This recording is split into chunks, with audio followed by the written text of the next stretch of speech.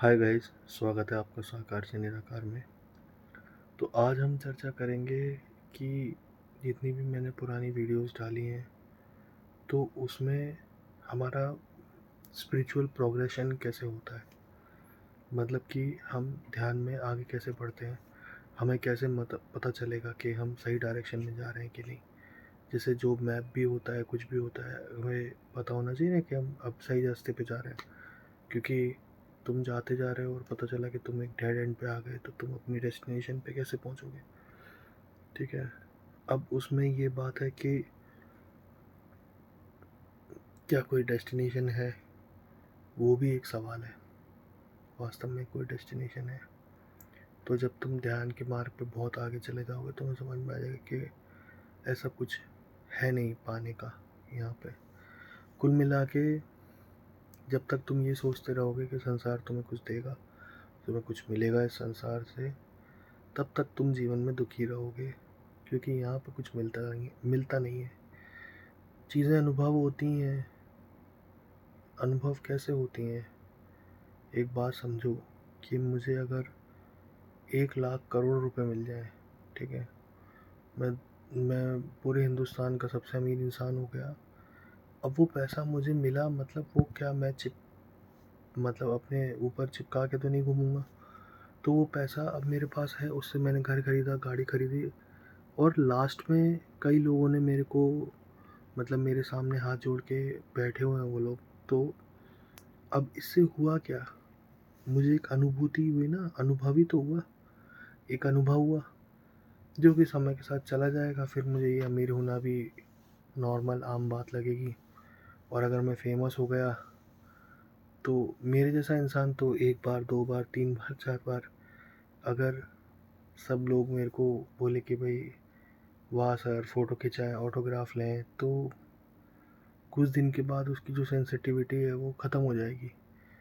तो मतलब उसके बाद खोखला लगने लगेगा वापस से, फिर कोई और चीज़ चाहिए।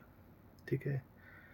या फिर एक चीज़ समझ लो कि खोखलापन है ही, ठीक है, और इसको कोई भर नहीं सकता।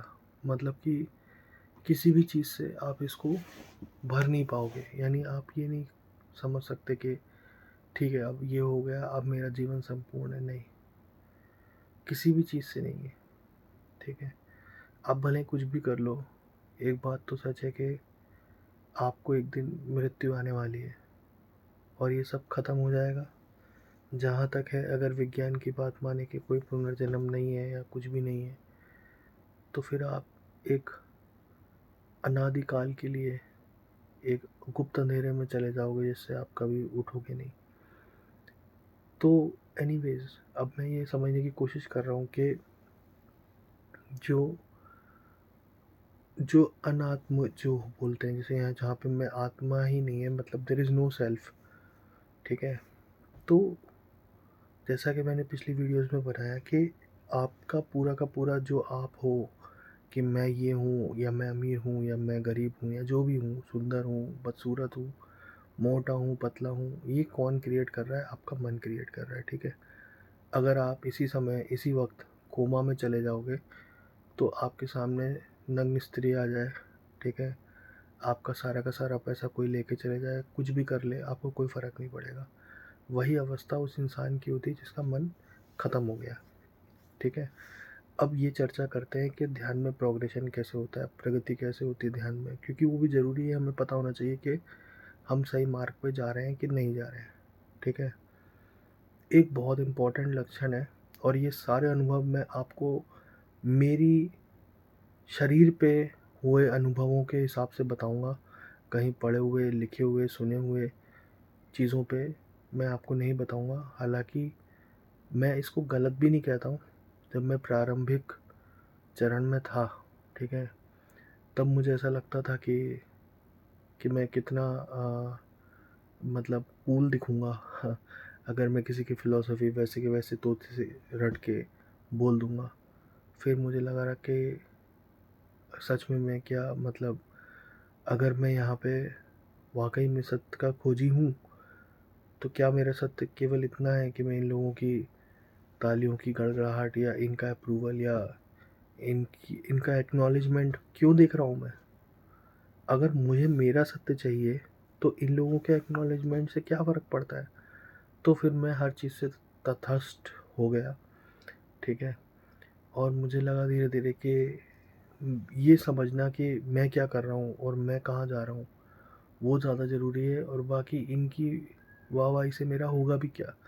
एक फ़ाल्स परसेप्शन है जो मेरे सेल्फ़ का, वो अच्छा हो जाएगा, बुरा हो जाएगा, जो भी है, कि अरे मयंक, तुम तो बहुत पैसे कमाते हो, या तुम तो बहुत सुंदर हो, या बदसूरत हो, जो भी हो, ठीक है? या तुम्हारे पास तो बहुत सारी लड़कियाँ आती हैं या नहीं आती हैं, बट मैं बता रहा हूँ कि ऐसा परसेप्शन आपके दिमाग में बन जाएगा, ठीक है? ये परसेप्शन आपको किसने दिया? बाहर वालों ने। तो मतलब आप ऐसी चीज़ जो कि मनुष्य है, मतलब जो मतलब आपके जैसा ही है, उसकी वाहवाही पे आपने अपना सारा जीवन का आधार टिका दिया, तो इससे दुःख की बात क्या हो सकती है ना? तो इसी के साथ मेरा पहला लक्षण ये जो बात है कि दूसरे की प्रशंसा और दूसरे की आलोचना, दोनों से आप मुक्त हो जाओगे। इन दोनों चीज़ों से आपको कोई फ़र्क नहीं पड़ेगा। मुझे आज ऑब्वियसली थोड़ा आत्मसम्मान तो रहता ही है, पर पूरी तरह तो ऐसा नहीं कर सकते कि भई कोई एकदम गाली-गलौज कर रहा है तो इतना तो कहेंगे, भले कितने भी शांत हो जाएँ कि भई आप क्यों दे रहे हैं मुझे गाली, मतलब आप उसको समझाने की कोशिश करेंगे। लेकिन आज मैं इस फ़ेज़ में हूँ अपनी ज़िंदगी के, कि शायद अगर कोई मुझे मारेगा तो मुझे, मतलब अगर कोई मुझे थप्पड़ भी मार दिया तो मैं उसे वापस शायद रिटेलिएट भी ना करूँ, क्योंकि मुझे उसकी कोई ज़रूरत, या मतलब ऐसा नहीं लगता है कि उसको उसमें प्रयासरत होने की कोई भी आवश्यकता है, या अगर मुझे कोई गाली दे रहा है तो मुझे नहीं लगता कि मुझे इस बात का कुछ भी बुरा लगेगा। और ये मेरे साथ हो चुका है एक्चुअली, कि कई बात पे मेरी जब ताना-बाना हो गया किसी के साथ में, तो उसने मुझसे कुछ कह दिया और मुझे बिल्कुल भी उस चीज़ का कोई फ़र्क ही नहीं पड़ा, जैसे मैंने सुना ही नहीं है, ठीक है? दूसरी चीज़, एक और बात, कि अब अगर मतलब किसी एक्सटर्नल सोर्स से कोई चीज़ हो रही है, ठीक है? जैसे मान लो कि मेरी तबीयत ख़राब हो गई, ठीक है? या एक्सट्रीम एग्ज़ाम्पल में किसी की मृत्यु हो गई, ठीक है? तो अब ऐसा होगा कि मुझे फ़र्क पड़ेगा, अरे यार मेरा दोस्त था, ये ऐसा था, वो था, वो मर गया, ठीक है? तो ये तो सत्य है कि भई मर गया या जो है। अब इससे क्या होता है, किसी भी एक्सटर्नल चीज़ से आपके अंदर क्या आता है, एक एक्शन का रिएक्शन आता है। तो वो रिएक्शन पूरी तरह बंद नहीं होगा, लेकिन धीरे-धीरे कम हो जाएगा। तो दुखी में इतना दुखी नहीं होगा, सुखी जैसे ही होऊँगा तो बहुत ज़्यादा खुश नहीं होऊँगा, क्योंकि मुझे पता है कि ये सिर्फ़ एक एहसास है जो समय के साथ ऐसे चला जाएगा वापस। तो ये चीज़, उसके बाद बहुत ज़्यादा उपलब्धि से भी कोई फ़र्क नहीं पड़ेगा जीवन में, कि भाई मेरे को ऐसा-ऐसा ये सब चीज़ें मिल गई तो मैं बहुत संपन्न और अच्छा महसूस कर रहा हूँ, क्योंकि आखिरकार वो है क्या कि मैं दूसरों के लोगों की तालियाँ लेने के लिए या उनकी प्रतिष्ठा के लिए ये सब कर रहा हूँ। तो वो सारी चीज़ें ख़त्म हो जाएँगी, यानी दुःख में उतना दुःख नहीं लगेगा, सुख में उतना सुख नहीं लगेगा, ठीक है? और किसी की प्रशंसा से या आलोचना से फ़र्क नहीं पड़ेगा, ठीक है? अब इसके बाद की स्टेजेस क्या होती हैं, ठीक है? जो कि मैंने पढ़कर समझी या लोगों को सुनकर समझी हैं, उसमें ऐसा होगा कि, और ये हो कैसे रहा है, दृष्टा भाव से। मैं बार-बार आपसे एक ही बात बोल रहा हूँ, दृष्टा भाव साधो। हर चीज़ को देखना चालू करो। आपको कोई मार रहा है, पीट रहा है, तारीफ़ कर रहा है, आपकी बुराई कर रहा है, जो भी कर रहा है, आप उसको अच्छे से देखो कि ये एक्चुअली कर क्या रहा है, इसके बाद मेरे अंदर क्या हो रहा है, और सारी जो पूरी प्रक्रिया है ना, उसको जितने सूक्ष्म लेवल पे आप देख सकते हो, उसको आप देखो, ठीक है? जब आप धीरे-धीरे देखोगे तो अपने भाव जो आपके उमड़ के आते हैं, इनको आप समझने लगोगे कि अच्छा ऐसा होता है, ये ऐसे करता है तो मैं ऐसा करता हूँ, ये ऐसे करता है तो मैं ऐसा करता हूँ। और जैसे ही आपको वो ट्रिक समझ में आ जाएगी तो वो ट्रिक गायब हो जाएगी। अब इसके बाद की स्टेज ये है कि अब तक मुझे फिर भी लग रहा है कि हाँ, मुझे दुःख हो रहा है, या मुझे सुख हो रहा है, या मुझे अच्छा लग रहा है, या मुझे बुरा लग रहा है, ये अभी भी हो रहा है। ठीक है, वो बहुत सब्लिमेट हो गया है, मतलब काफ़ी काफ़ी कम होने लगा। जैसे धीरे-धीरे मैं पहले 100% था, तो अब 60%, 30%, 20% आ गया, ठीक है? पूरी तरह नहीं ख़त्म हुआ। इसके बाद में, ठीक है, ऐसा होगा कि उसका भाव नहीं रह जाएगा। मैं सिर्फ़ देखूँगा कि ठीक है, ये मर गया, और उसके ऊपर मेरा कोई रिएक्शन नहीं रहेगा कि ये अच्छा है या बुरा है। इस तरीके की कोई भाव मेरे दिमाग में नहीं आएँगे। मैं बस ये सोचूँगा कि हाँ, ठीक है, ये मर गया, और ये इसके साथ ऐसा हो गया, इसके साथ ऐसा हो गया। अभी मैं रिएक्ट करना पूरी तरह बंद कर चुका हूँ, और ये गाइज़, ये बहुत ही ज़्यादा, जब आप गहरे चले जाएँगे ध्यान में या स्पिरिचुअलिटी में, मतलब इसमें आपको कई-कई साल लग सकते हैं, मतलब 8 से 10 साल मिनिमम आपको लगेंगे, जो आप सच में केवल बोलने के लिए नहीं, आप सच में बहुत गहराई में इस लेवल पर हैं, ठीक है?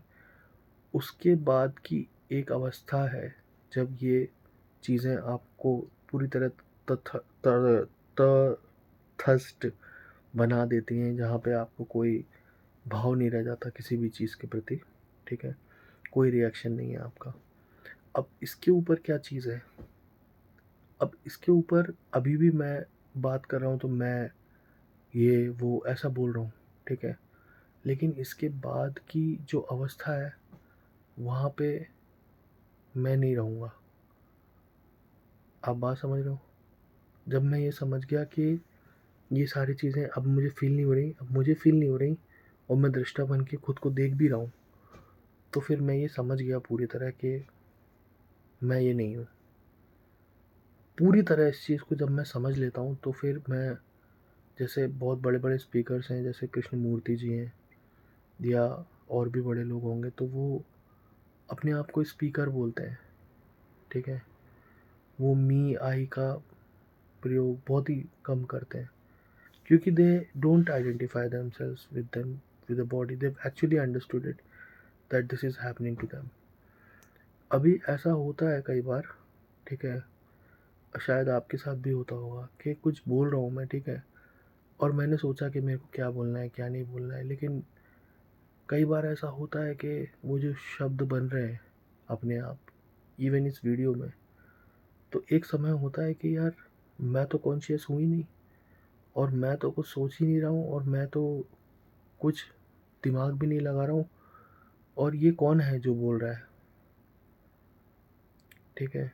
ये एक्चुअली आपको एहसास होंगे जब आप एक रिपीटेड मूवमेंट करोगे बार बार, कोई फिजिकल एक्सरसाइज या मेडिटेशन या सांस का लेना देना।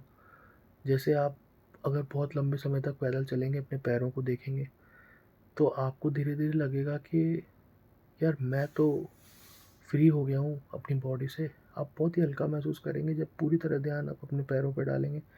फिर आप एक क्षण के लिए तो ऐसा सोच सकते हैं कि यार, ये कौन है जो चल रहा है, ठीक है? या ये कौन है जो, मतलब, तैर रहा है या डांस कर रहा है।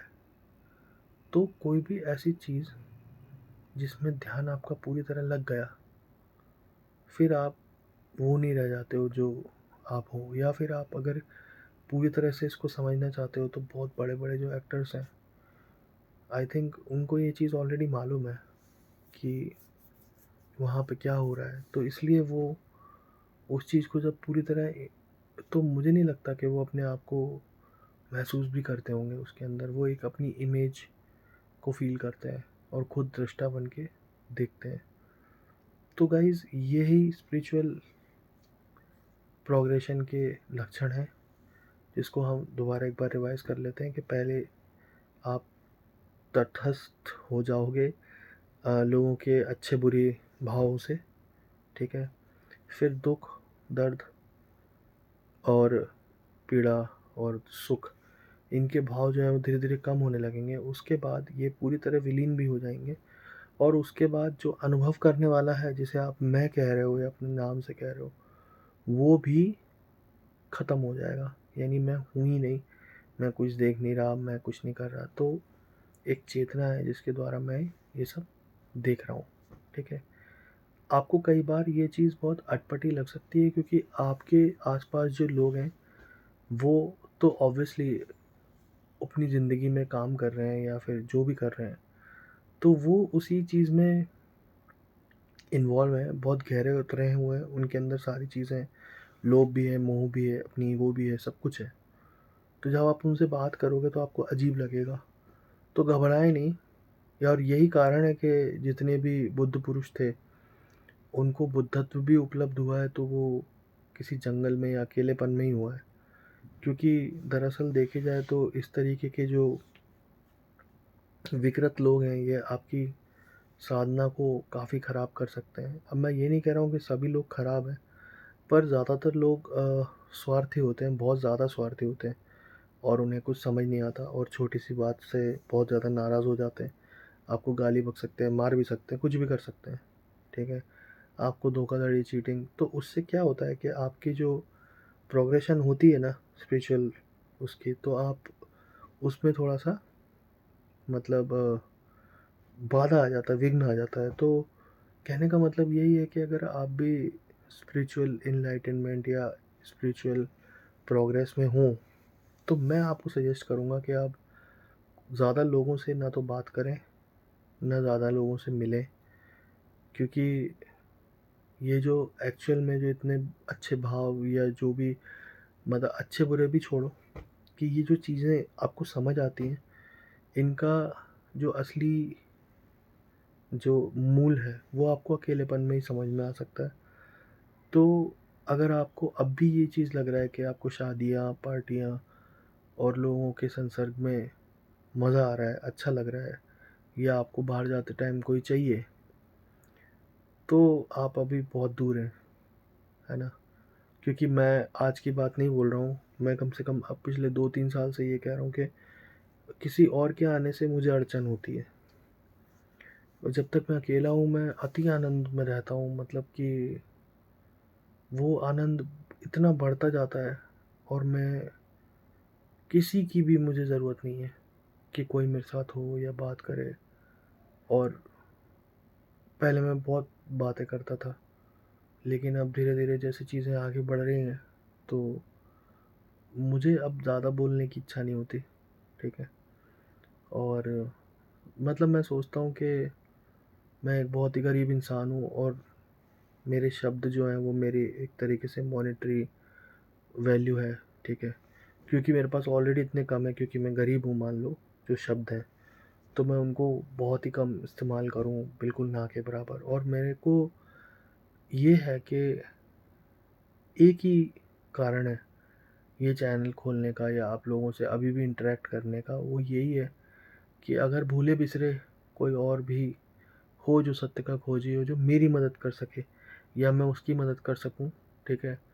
किसी को अंतर्दृष्टि समझ में आ जाए और या फिर ये तो बहुत बड़ी बात हो जाएगी, लेकिन मेरा चैनल देख के अगर किसी को बातें समझ में आए, बाई चांस उसको समझ आया कि यार एक मार्गदर्शन भी मिल गया कि यार ये बोल क्या रहा है, एक्चुअली मैं इसको सुनूँ तो सही कि क्या है मतलब। तो मुझे लगता है कि फिर ये जितना मैंने काम किया है चैनल का वो सफल हो जाएगा। और प्लीज़ अगर आपको लगता है कि इसमें कुछ बेहतर कर सकते हैं या आपका कुछ और अपना वो है मतलब अपनी कोई और राय है, मत है, तो प्लीज़ मुझे बताएँ, क्योंकि यहाँ पे मैं कभी भी अपने आप को टीचर नहीं मानना चाहता।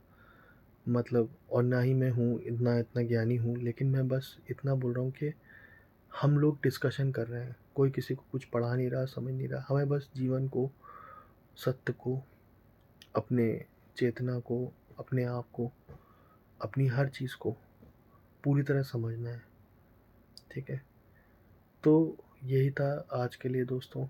और बताएँ कि आपको मेरा वीडियो कैसे लगा और हो सके तो इसको लाइक, शेयर, सब्सक्राइब कर दें प्लीज़, है ना? Thank you. Good night.